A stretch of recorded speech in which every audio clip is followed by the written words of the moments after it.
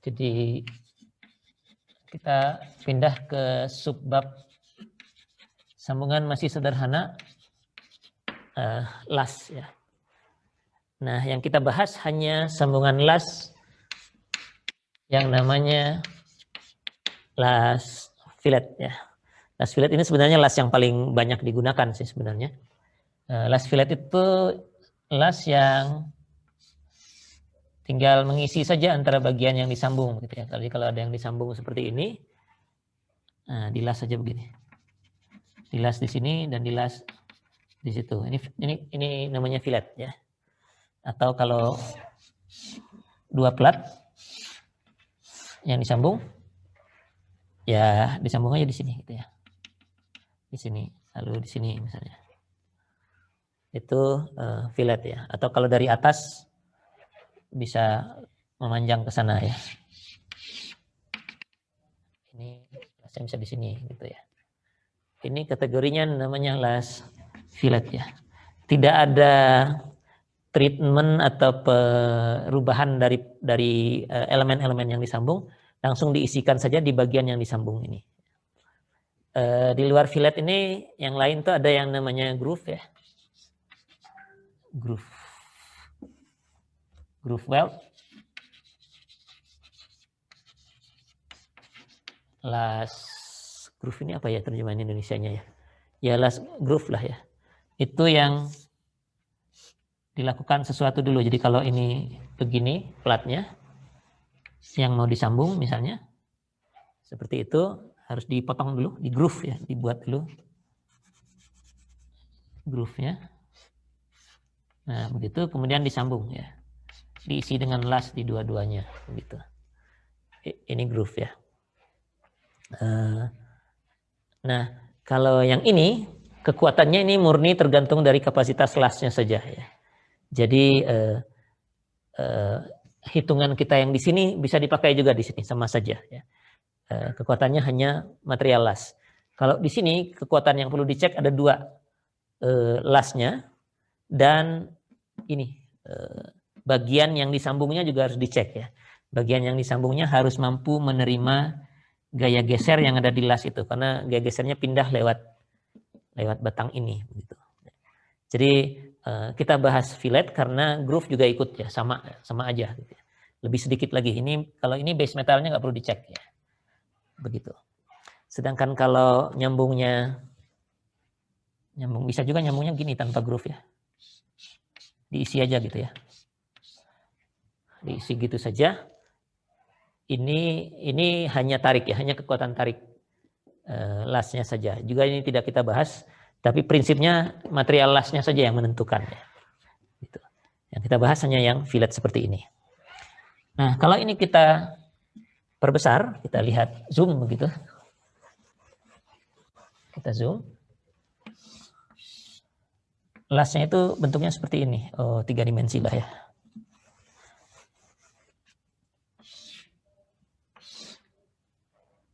Mana ya? Nah, gitu ya. Ini yang disambung, yang satu vertikal, yang satu horizontal, kemudian diisi dengan las. Gitu ya. Ini lasnya, gitu ya. Seperti ini. Nah, ukuran las itu ini ya. Ini ukuran ini sama nih. Ini dengan ini sehingga sudutnya itu selalu 45 derajat. Ini disebut ukuran las ya. Size-nya ya. Hurufnya W kalau tidak salah. Coba saya cek dulu. Ya, hurufnya W. Ini W ini disebut ukuran las ya. Jadi kalau ada las 1 inch misalnya, yang 1 inch itu ininya, kaki-kaki yang ini. Begitu. Ya, disebutnya ukuran las ya, weld size. Kemudian pada las ini akan terjadi geser ya. Pada sambungan las itu transfer gayanya dari satu bagian ke bagian yang lain itu melalui geser dari lasnya. Melalui geser. Nah, geser itu bekerjanya pada bidang yang, bagaimana menggambarkannya? Pada bidang yang ini tegak lurus dengan bidang yang miring ini. di arah memanjang sana. Nah, gitu. Jadi gesernya pada bidang yang ini. Bidang geser las.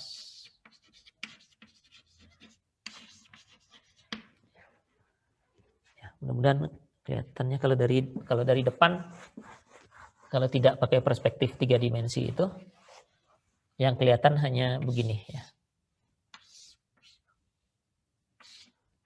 Ini W-nya. Ini lasnya. Nah, bidang gesernya ada di sini ke sebelah sana gitu ya. Di yang miring ini tegak lurus dari sini ke pojok sini ke arah sana. Nah, karena sudut ini 45 derajat ya. Dan ini W.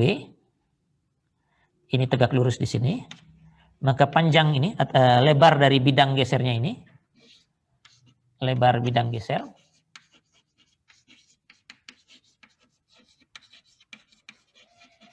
itu harusnya W dikalikan dengan, kalau 45-nya di sini sinus 45 ya. Tapi di sini juga 45, jadi kalau cos pun nggak apa-apa ya. Jadi ini sama dengan W cos atau sin 45 karena kebetulan sama. Nah, kalau di ISC dia nggak sebut cos atau sin, dia langsung angka aja. Ini 0,707 nih. 0,707 W. Ya. Gitu. Oke. Ini lebarnya. Panjangnya ke sebelah sana, ini namanya panjang las ya. Ini L. Ke sebelah sana, sambungan ke arah sana. Kalau ini ya ke tegak lurus dari papan tulis ini adalah panjang las.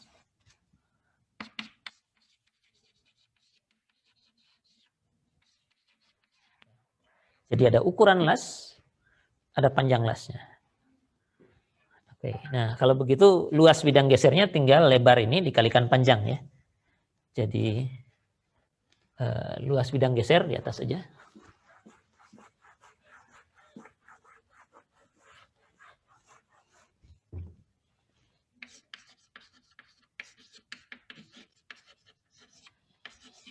Luas bidang gesernya artinya adalah ini 0,707 W. Lebarnya dikalikan panjangnya ke arah sana L. Oke. Jadi itu adalah kapasitasnya bidang gesernya. Jadi kekuatan geser yang bisa diterimanya adalah luas bidang geser ini. Jadi Rn-nya. Kapasitas sambungan las ini adalah luasnya dikalikan dengan kemampuannya menerima geser Fn W. W itu dari weld ya. Kapasitas geser dari weldnya. Nah, kapasitas geser dari material weld ini ada dua, di manalah sebelah sini ya.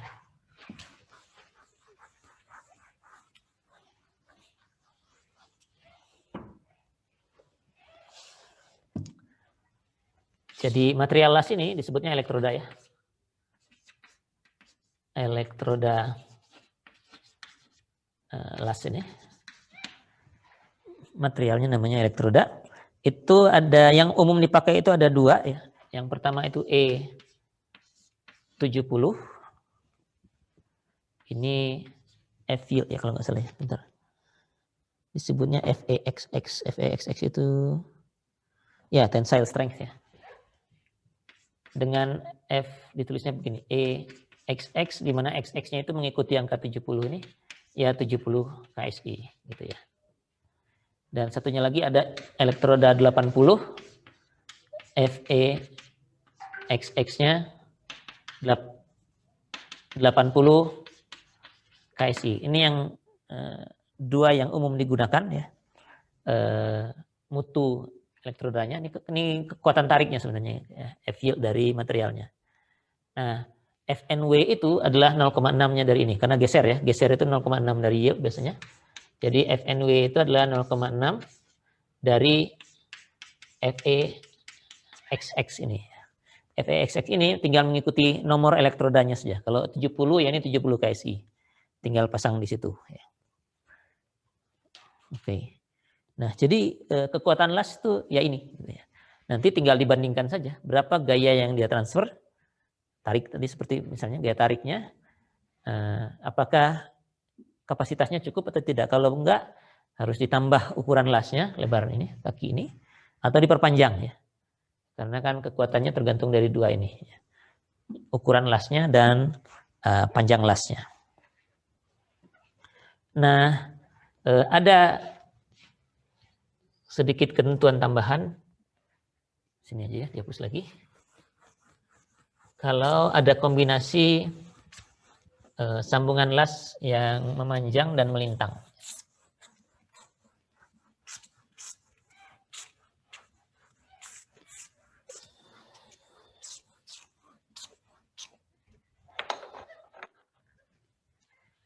Jadi misalnya ada batang disambung ke sini, terus lasnya ada di memanjang, juga ada yang melintang ya. Jadi kalau tarik gayanya ke sana, P-nya ke situ, ini disebutnya las memanjang, longitudinal ya.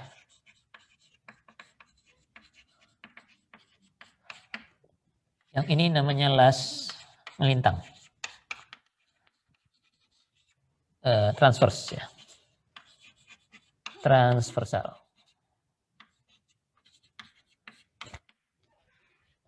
Ini ya. Nah, kapasitasnya ini disebutnya kapasitas Rn dari well longitudinal, RNWL. Rn itu nominal capacity, Rn. N-nya dari nominal, well longitudinal, L. Jadinya logiknya kalau begitu yang ini jadi RNWT untuk transversal. Nah, kalau ada dua ini, kita boleh pilih kombinasinya. Kapasitasnya boleh pakai Rn itu adalah RNWL tambah RNWT. Jadi dijumlahkan begitu saja boleh.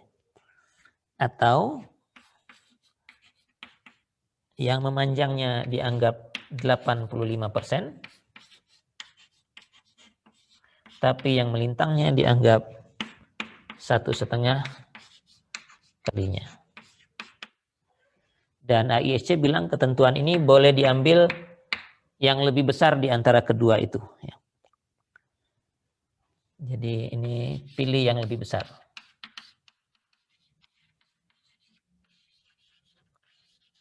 Lebih besar.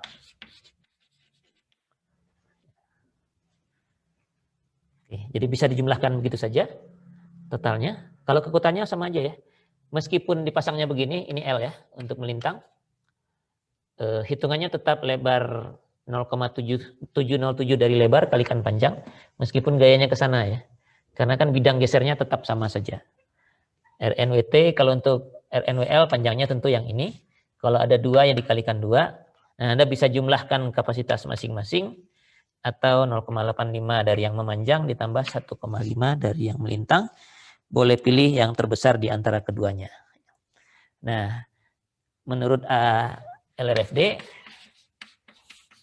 ini kegagalannya ikut kegagalan fraktur ya, karena gagalnya gagal retak ya, bukan deformasi. Jadi ini V-nya 0,75.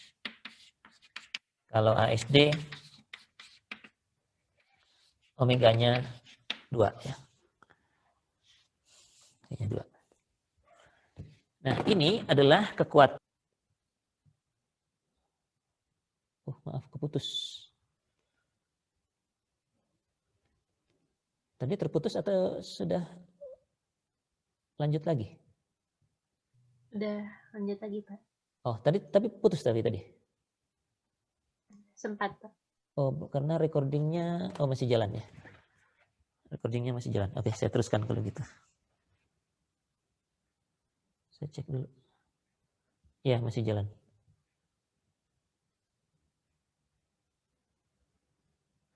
Oke ya. Jadi kalau ada dua ini, ada las memanjang dan melintang, digabungkannya boleh pakai salah satu ini, pilih yang lebih besar. Nah, ini baru kekuatan dari material lasnya. Nah, elemen yang di las itu juga harus punya kekuatan geser yang sama ya.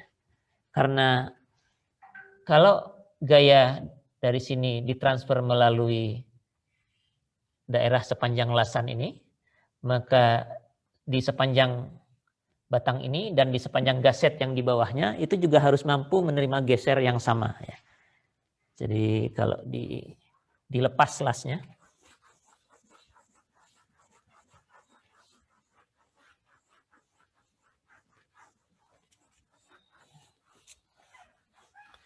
di gambar itu lasnya saya cabut, saya tinjau batangnya. Nah, lasnya itu terjadi di sini misalnya. Di daerah sepanjang ini saja, atau kalau di bawah ya di daerah sepanjang ini, untuk batang tarik ini. Nah, daerah yang sepanjang ini, kekuatan gesernya juga harus memenuhi. Ya. Ini punya kekuatan geser juga, karena gayanya ditransfer lewat situ. Artinya dia nggak akan bisa pindah ke las, terus pindah lagi ke gaset, kalau daerah batang yang segini itu nggak bisa menerima gaya ini. Ya. Jadinya harus dicek ya. Ini kekuatan batangnya ya. Disebutnya ini dari sisi sambungan ini base metalnya ya. Base metal itu dua-duanya ya, tidak cuma gasetnya. Gasetnya juga demikian ya. Gasetnya yang begitu. Ada lasan di sini. Lasan di sepanjang ini ya. Ada lasan di bawahnya sini juga, misalnya kalau dua sisi gitu. Nah, bidang ini panjangnya sepanjang las, tebalnya ke arah sana. Setebal gaset ini, kalau ini panjangnya sepanjang las sama tebalnya ya setebal pelat ini, itu harus mampu menerima gaya geser yang sama dengan ini. Ya. Jadi ada kapasitasnya juga. Ya. Jadi kapasitasnya adalah kekuatan base metal ini, Rn-nya adalah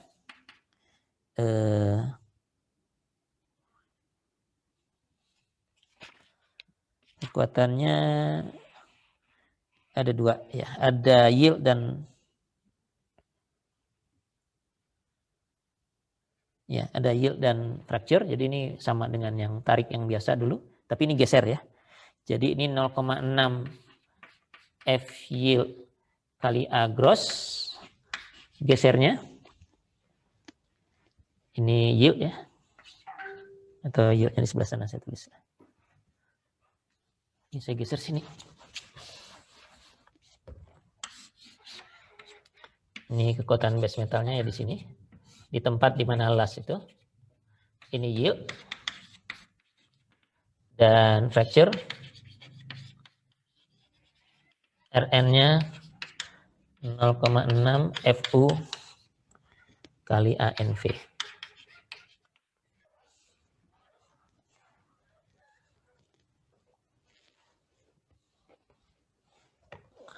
Oke, untuk yang ini, untuk yang yield ini, waduh nggak muat di sini, di atasnya aja ya. Untuk yang yield V-nya sama dengan 1, omeganya 1,5. Kalau yang ini V-nya 0,75, omeganya 2. Oke. Nah di sini ada A gross dan A net. Nah kalau sambungan las kan tidak ada lubangnya ya. Jadi A gross dan A netnya sama ya, sama-sama panjang las dikalikan dengan T ya. Jadi ini bisa atau ditulis A gross dan A netnya aja ya.